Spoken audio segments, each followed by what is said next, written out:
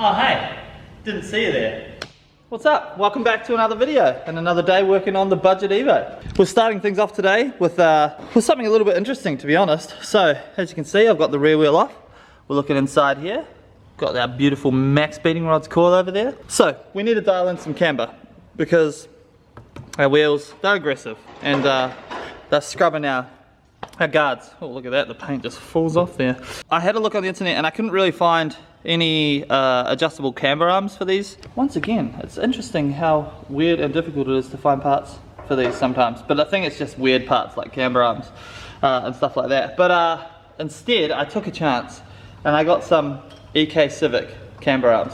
Now I had no idea whatsoever whether these would fit. They just looked like they'd fit. They look the same, and lo and behold, I did a few measurements, they're gonna fit. EK Civic camber arms bolt up into the rear of a CE Lancer. Here's what they look like stock. As you can see at the back there, got their two things. You just unbolt two bolts at the back, and then a bolt here, and then boom, you can pull them out. And then we've got this adjustable boy here that's gonna bolt in. So hopefully my theory is correct and I don't get embarrassed right now, but I'm gonna pull this one out and we're gonna see if this one does bolt in. But I'm fairly confident.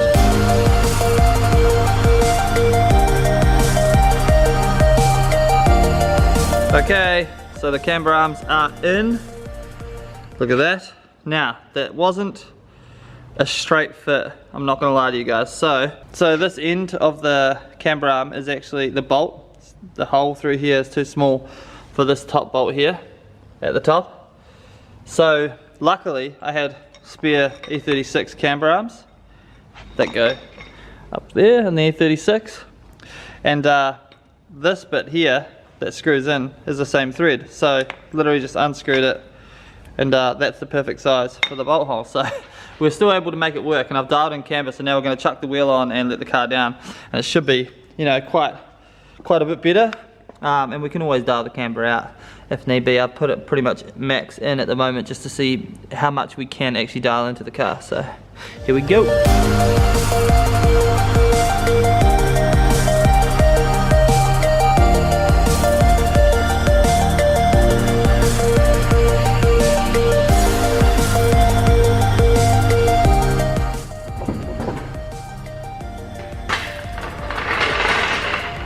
Oh hey there, that looks awesome. Much better. For some reason somehow it got lower by itself without me winding the car down. So maybe it was just sitting on the guards. Awesome, yep, that's super happy with that. So that's a wee obstacle that we overcame. Building rear camber arms using EK Civic parts and E36 parts. So you got a little bit of EK Civic and E36 in you now, which is nice. Alright, it's time to get back into the stuff we're all here for. That's the turbo stuff. Last episode we got the manifold and turbo all done and mounted. Fantastic. If you didn't watch that, definitely go back and watch that video. And today we're going to be sorting out the oil send to the turbo and the return back into the sump, as well as hopefully getting rid of a bunch of this stuff and kind of starting to suss out our front mount intercooler stuff as well. Cool. So we're under the car currently, and as you can see there's the oil pressure sensor right here, okay? That's where we're going to be getting our oil turbo feed from. We literally undo this and then we're going to tee into that, and then this will go back on off the back of the tee. So we still retain the oil pressure sensor, we just get an oil feed as well. I was going to run an oil feed block, but it's actually much easier just to do the sensor. So here's that oil feed kit from Max Beating Rods. This is the T block that we're going to be using. So basically this just screws into here, just like that. Alright, that goes into the block where the oil pressure sensor was. Oil pressure sensor goes here on the back. We'll block this off with the bung, that bung right here, and then our oil feed line will screw into the top of that block, and then it goes all the way to our turbo, and this end literally bolts onto our turbo, and that's the oil feed done. Our oil return will be going off the turbo just like this with a 90, and then we've got our braided hose and then a fitting that will drill and tap into the sump. So as long as because they're gravity fed, it has to be going on a downward slope. So if you go either too straight or upwards from the turbo, it's going to back up into the turbo and stuff your turbo seals, and you get heaps of smoke and stuff, and it's a real bad time, so don't do that. But now I'm going to go ahead and install the oil feed first. So we have a gasket, and we've got our fitting here that goes onto the top of the turbo right here, so that we can bolt the oil feed onto the turbo.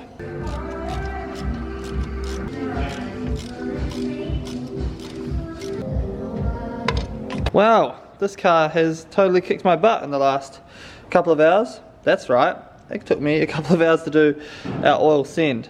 On this side, it's fantastic, as you can see.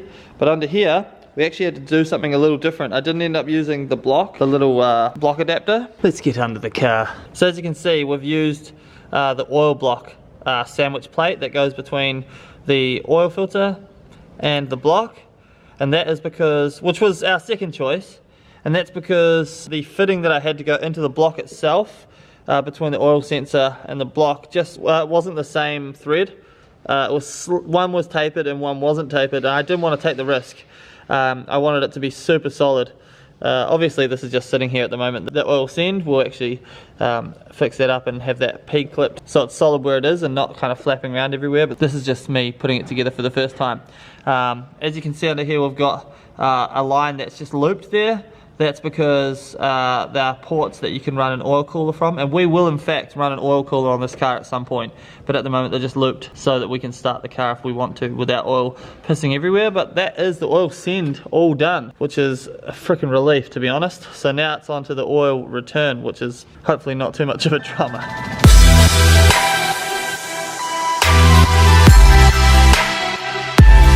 The oil return line is done, but this is just a piece of dummy hose here at the moment with a cable tie on, because I realised I didn't have the proper hose clamps. So I'm not going to chuck the braided hose on just yet, because it's a bit of an effort to push it on and then put all the hose clamps on. I'll just do that tomorrow.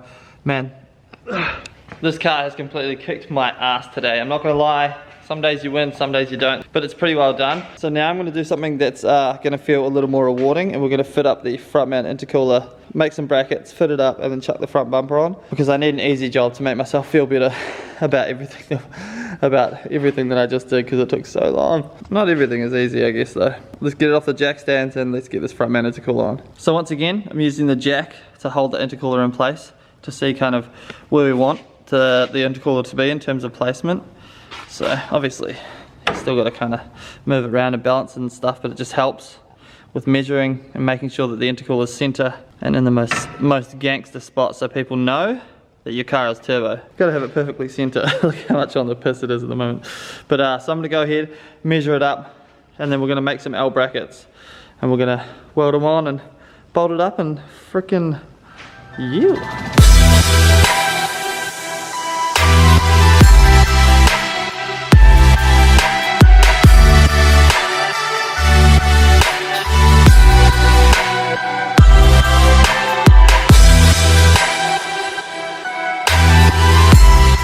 So we'll fabricate up a bracket.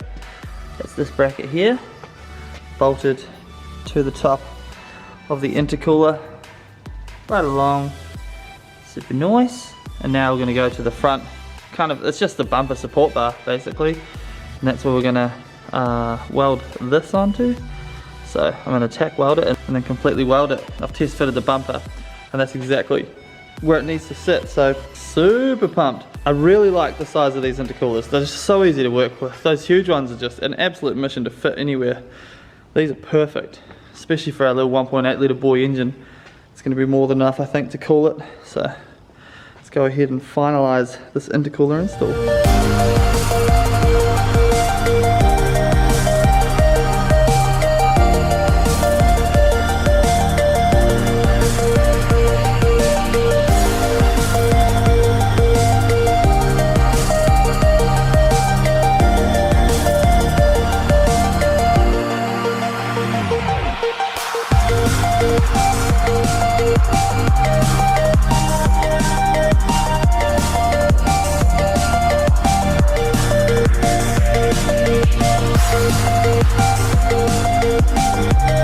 Look at that. Front mount's in. Perfect placement. Looks absolutely fantastic. Pretty happy with that, guys. So the plan is, of course, to still run the mesh like the Evo bumpers do across the intercooler and the sides, spotlights either side, mesh up top, Mitsubishi emblem, keep it nice and chill. But that looks really clean and nice. Very happy with that. Suss out that rear camber though. Oof, she tucking at the moment. That's versus the other side with no camber arm as well. So little bit of a difference. But I think I'll dial a little bit out on this side and just have it literally perfect. I can't wait to do the body work on this thing. Damn, we're a long ways off that yet though. Lots of work to be done. Apologies if this vlog was a bit short today, guys. The car literally kicked my ass, which is something that happens from time to time when you're working on cars, and nothing really ever goes right for that day, and today was one of those days. But we battled through, and we got there in the end. The oil send is done, the oil return just needs the proper hose and hose clamps on it, and that'll be done. So tomorrow, we should be able to start routing the intercooler piping, fit up the actuator, and hopefully we can start the car tomorrow and hear a little bit of dose, I hope. That might be wishful thinking, but that's where I'm at the moment in terms of plans for tomorrow, so very good. Really appreciating your comments, guys, on these videos. So many comments coming through. The daily vlogs are definitely doing a lot for the channel, so it's really nice to see that the hard work is paying off. Apologies for my hair today, I don't really know what's going on. Got out of bed, hair went the other way instead of backwards like it usually does, so I don't really know what's going on, to be honest. That's what daily vlogging does to you. It's hard work. I'm gonna age really quickly, you'll see it in real time. Nah, I'm having a lot of fun. Thank you guys so much for watching. Hit that like button if you enjoyed it. I'll see you guys in tomorrow's video. Don't forget to use my code, MikeLake, for 15% off Max Speeding Rod's entire website. Cheers, guys. Peace.